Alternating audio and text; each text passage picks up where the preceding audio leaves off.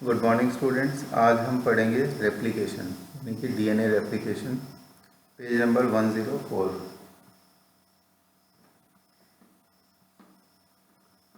DNA replication, ठीक है। DNA replication क्या होता है, सबसे पहले ये देख लेते हैं। रेप्लिकेशन वर्ड का मतलब होता है रेप्लिका फॉर्मेशन। रेप्लिकेशन का मतलब है रेप्लिका फॉर्मेशन, और रेप्लिका मतलब क्या होता है? रेप्लिका मतलब होता है कॉपी। तो डीएनए से जब डीएनए बनता है यानी डीएनए अपनी कॉपी बनाता है सेल डिवीजन के दौरान, हमने पढ़ा है कि एस्पेस में डीएनए डबल हो जाता है, तो वो इस प्रोसेस से होता है जिसे हम कहते हैं डीएनए रेप्लिकेशन। रेप्लिकेशन हालांकि आरएनए का भी होता है, लेकिन मेनली हम किसका स्टडी करेंगे? डीएनए का, क्योंकि ज़्यादातर ऑर्गेनिज्म के अंदर जेनेटिक मटेरियल डीएनए होता है। ठीक है, अब देखो रेप्लिका किस तरह से फॉर्म होती है। While proposing the double helical structure, Watson and Crick immediately proposed the scheme, और इसका इनका स्टेटमेंट भी दिया है। It has not escaped our notice that specific pairing we postulated immediately suggest a possible copying mechanism for the genetic material। यानी कि उन्होंने ये देखा कि एक स्ट्रैंड के न्यूक्लियोटाइड्स के सामने यानी नाइट्रोजनस स्पेसिस के सामने जो नाइट्रोजनस बेसिस आते हैं वो बहुत ही स्पेसिफिक होते हैं, यानी कि ए के सामने हमेशा टी ही आता है और सी के सामने हमेशा जी ही आता है। सी की पेयरिंग हमेशा जी से होती है और ए की हमेशा टी से होती है। तो इस समय ये कॉपिंग मैकेनिज्म पता लग सकता है। कैसे? जैसे सपोज सीक्वेंस है ए टी सी जी एक स्ट्रैंड में, तो इसके सामने वाले स्ट्रैंड में जो कॉम्बिनेशन होगा वो होगा टी ए जी और सी। और जब ये डबल स्टैंडर्ड फॉर्म में होगा तब इनके बीच में प्रेजेंट होंगे बॉन्ड्स। ए और टी के बीच में डबल बॉन्ड, फिर डबल बॉन्ड, फिर ट्रिपल बॉन्ड, फिर ट्रिपल बॉन्ड। ठीक है, इस तरह से डबल स्टैंडर्ड डीएनए एग्जिस्ट करेगा। लेकिन जिस समय डीएनए रेप्लिकेशन होना होगा यानी कि इस डीएनए की कॉपी बननी होगी, उस समय ये सारे हाइड्रोजन बॉन्ड्स टूट जाएंगे। उस समय ये दोनों बॉन्ड स्ट्रैंड सेपरेट हो जाएंगे, ए टी टी और जी, और सामने क्या है टी ए जी और सी। तो ये दोनों स्ट्रैंड सेपरेट हो गए। अब इन दोनों स्ट्रैंड्स को हम कहेंगे पेरेंटल स्ट्रैंड, ये भी पेरेंटल और ये भी पेरेंटल। इन दोनों के सामने बनेगा एक एक नया डॉटर स्ट्रैंड। तो इसके सामने जो नया डॉटर स्ट्रैंड बनेगा उस डॉटर स्ट्रैंड में सीक्वेंस क्या होगी?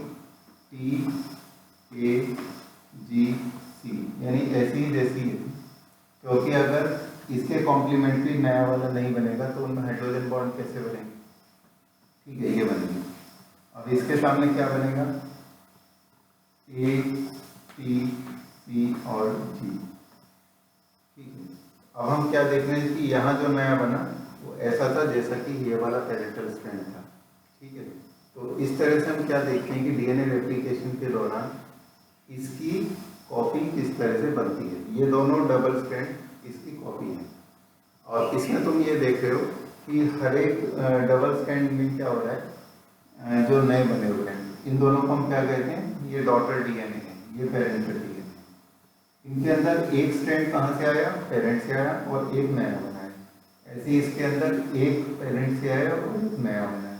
ठीक, तो इसका मतलब क्या हुआ कि यहाँ पर आधा जो जेनेटिक मटेरियल होता है वो पेरेंट से ही आता है और आधा नया बनता है। इस मेथड ऑफ रेप्लिकेशन को कहते हैं semi conservative mode of replication.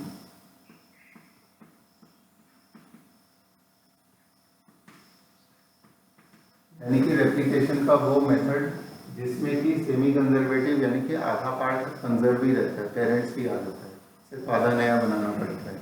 इसको सेमी कंजर्वेटिव डीएनए रेप्लिकेशन कहते हैं। ठीक है, वही इन्होंने यहाँ इस पैराग्राफ में बताया हमें। इसके बाद आता है कि सेमी कंजर्वेटिव तरीके से डीएनए रेप्लिकेट होता है। इसको एक्सपेरिमेंटली कैसे प्रूव किया गया और किसने किया, वो इस द एक्सपेरिमेंटल प्रूफ में दिया गया। देखते हैं अब ये क्या एक्सपेरिमेंट है।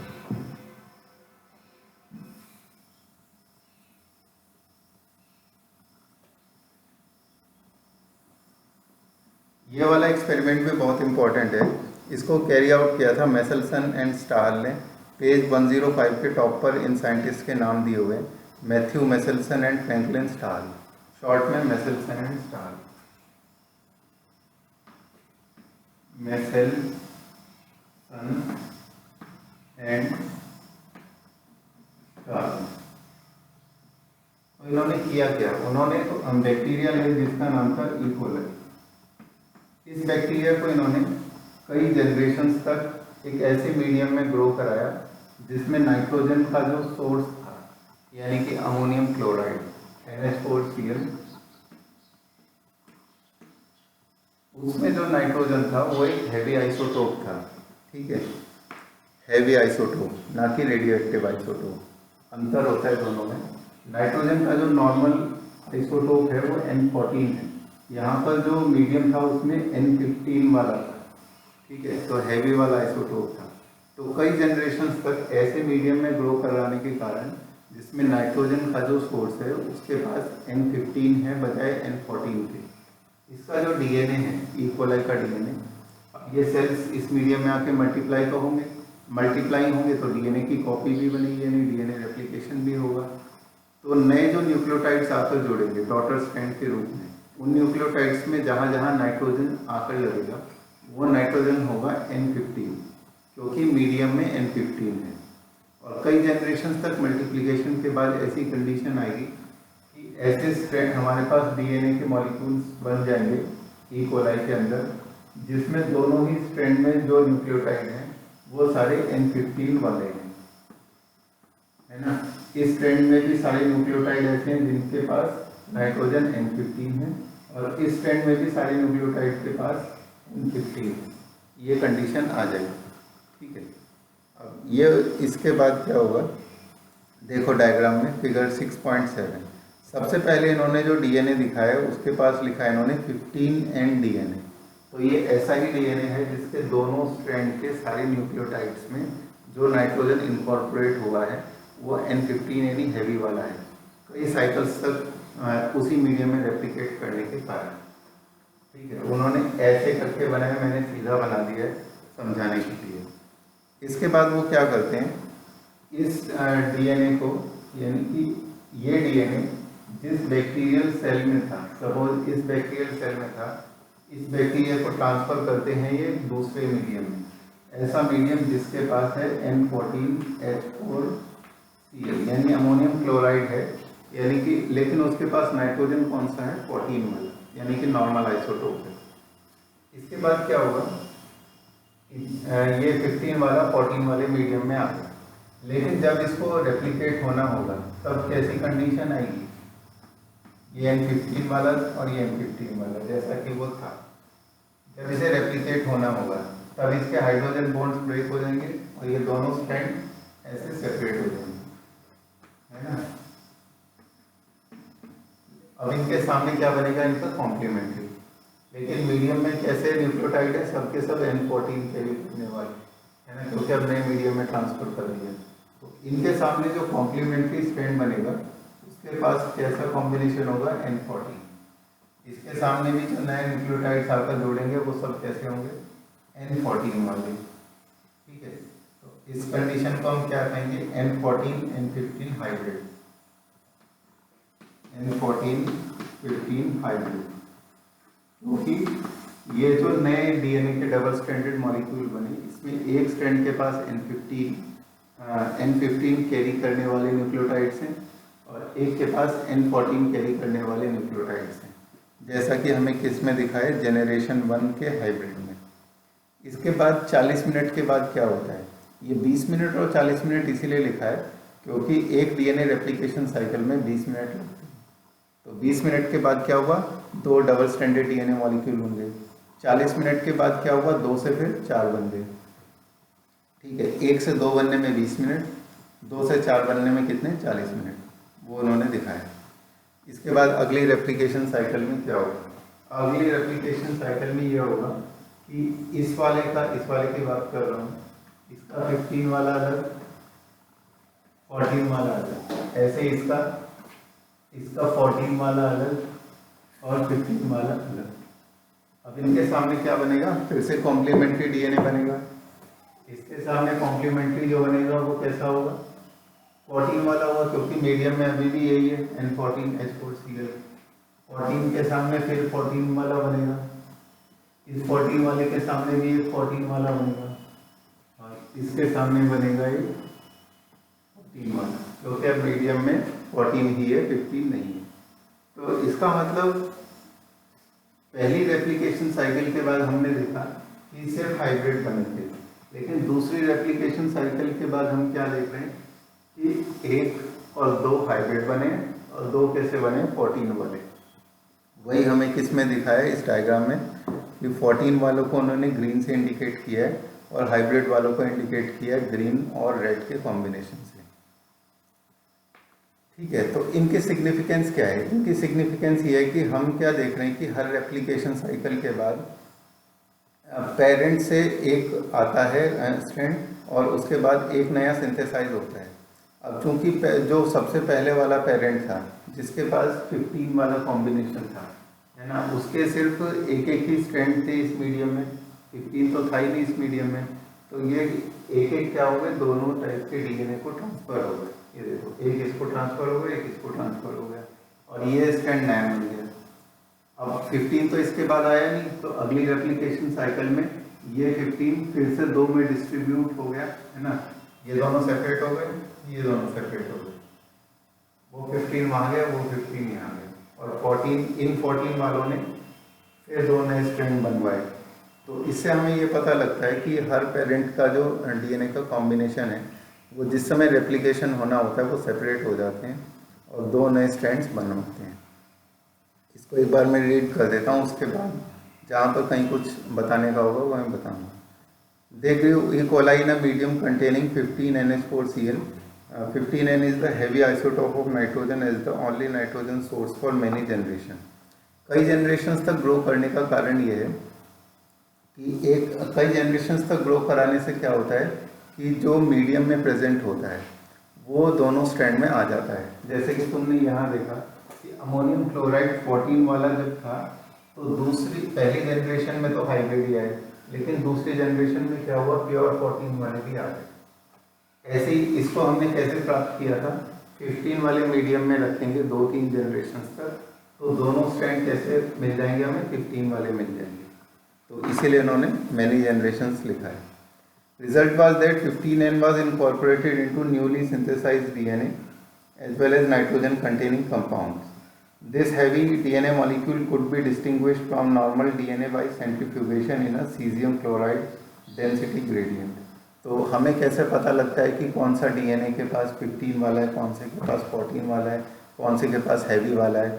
ये इन सब को हम टेस्ट ट्यूब्स में लेते हैं और उसके बाद हम कर देते हैं उनका सेंट्रीफ्यूगेशन सीजियम क्लोराइड यानी कि CaCl के मीडियम में। क्या लिखा है उसको उन्होंने, डेंसिटी ग्रेडियंट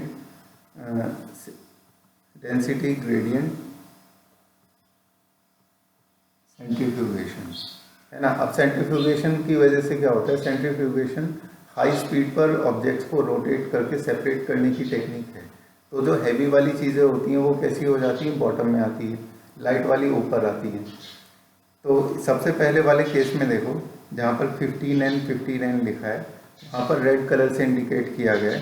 तो ये जो सेंट्रीफ्यूगेशन ट्यूब है इसके सबसे नीचे की तरफ एक रेड कलर की लाइन बनाई इन्होंने और वहाँ लिखा है हैवी। इसके बाद नेक्स्ट वाली स्टेज जिसमें हाइब्रिड बने थे पहली जनरेशन के बाद, उसको लिखा है उन्होंने हाइब्रिड और ब्लैक कलर से इंडिकेट किया गया और उसको थोड़ा ऊपर बनाया रेड के कंपैरिजन में। और इसके बाद थर्ड स्टेज में क्या है, उन्होंने 2 बैंड्स बनाए, एक बनाए हाइब्रिड वाला जिसको ब्लैक से इंडिकेट किया गया और एक लाइट वाला जो कि उससे भी ऊपर है टेस्ट ट्यूब में, उसको ग्रीन से इंडिकेट किया है। Then they transferred the cells into a medium with normal NH4Cl and took samples at various definite time intervals as the cells multiplied and extracted the DNA that remained as double-stranded helices. The various samples were separated independently on cesium chloride gradients to measure the densities of DNA. तो इसमें उन्होंने क्या किया, हर step पर वो ये गिनते गए कि कितने डीएनए मॉलिक्यूल्स किस टाइप के बन रहे हैं, है ना, कितने हैवी वाले बन रहे हैं, कितने लाइट वाले बन रहे हैं, ये वो हर बार गिनते गए। तो उससे पे क्या देखो गिनती क्या है, एक बार फिर से बता देता हूँ। सबसे शुरू में 15N डीएनए का एक मॉलिक्यूल था, इसके बाद अगली साइकिल में 2 डबल स्ट्रैंडेड डीएनए बने, लेकिन दोनों हाइब्रिड थे। फिर तीसरे जनरेशन में क्या हुआ, इस जनरेशन में 2 बने लाइट वाले और 2 बने हाइब्रिड वाले। इसके बाद अगली जनरेशन में कितने मॉलिक्यूल बनेंगे, 4 से 8 बनेंगे, लेकिन 8 में से 2 ही हाइब्रिड होंगे, क्योंकि 15N वाला तो कोई स्ट्रैंड आ नहीं रहा। अब सारे कैसे आ रहे हैं, अब सारे लाइट वाले आ रहे हैं, क्योंकि मीडियम में वही है। तो 8 में से 2 हाइब्रिड होंगे और 6 लाइट होंगे।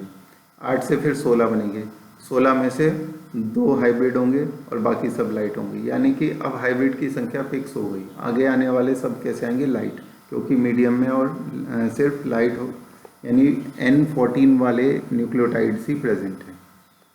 इसका फिर नेक्स्ट क्वेश्चन दिया है, can you recall what centrifugal force is and think why a molecule with high mass density would sediment faster. क्योंकि जो चीज़ हैवी होती है वो ज़्यादा तेज़ी से नीचे सेटल डाउन होती है सेंट्रीफ्यूगल फोर्स की वजह से। मास के डायरेक्टली प्रोपोर्शनल होता है सेंट्रीफ्यूगल फोर्स। इसके बाद thus the DNA that was extracted from the culture one generation after transfer of from 15N to 14N medium had a hybrid or immediate density। ये पहले स्टेप की बात बताई। DNA extracted from the culture after another generation that is 14 minutes, second generation was composed of equal amounts of hybrid and light। यानी कि अब क्या हो गया, 2 hybrid 2 light. If E. coli was allowed to grow for 80 minutes, 80 minutes का मतलब होता है 4 रेप्लिकेशन साइकिल्स। यानी कि अब कितने डीएनए मॉलिक्यूल बनेंगे, 2⁴ यानी 16। What would be the proportions of light and hybrid densities of DNA molecule. तो अगर 16 डीएनए मॉलिक्यूल्स बन जाते हैं, उसमें 2 बनेंगे हाइब्रिड और 14 बनेंगे normal. Very similar experiments involving use of radioactive thymidine to detect distribution of newly synthesized DNA in the chromosomes was performed on Vishia fava by Taylor and colleagues। ठीक है, तो दूसरे E. coli के अलावा दूसरे organism पर भी experiment किए गए, जैसे कि विशिया फावा के ऊपर टेलर ने किया। तो उन्होंने भी यही पाया कि डीएनए का रेप्लिकेशन सेमी कंजर्वेटिव तरीके से ही होता है। ये तो बात हुई कि डीएनए का रेप्लिकेशन कैसे हुआ, कैसे उसे एक्सपेरिमेंटली प्रूव किया गया। इसके बाद नेक्स्ट टर्न पे हम ये पढ़ेंगे कि मशीनरी कौन सी यूज़ हुई है ना, डीएनए रेप्लिकेशन में प्रोसेस कौन सा यूज़ होता है, किस तरह से एंजाइम काम करते हैं, किस तरह से नया स्ट्रैंड आकर बनता है, यानी कि वो मैकेनिज्म क्या है, ये हम स्टडी करेंगे नेक्स्ट पीरियड में। तो नेक्स्ट पीरियड भी बहुत इंपॉर्टेंट होने वाला है। Thank you.